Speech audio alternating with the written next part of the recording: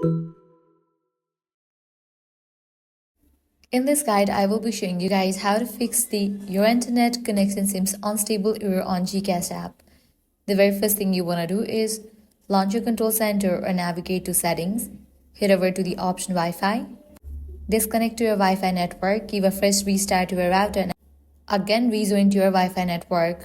Likewise, enable for the option airplane mode. Wait for a few minutes and then disable it. Now I can launch your GCash. It should work. Next up, clear cache for the GCache. For that, launch settings, go to general, go to iPhone storage. On the Android device, open apps. From the list of apps, find GCache and launch it. Now click on Upload app, confirm it. In the Android device, click on Force Start. Now click on Restart.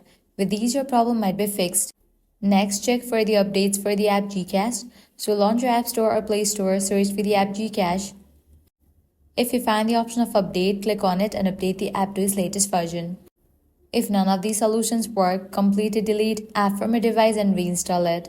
A fresh install can resolve hidden issues from the previous version. And that's it. If this guide helped you out, do not forget to like, share and subscribe.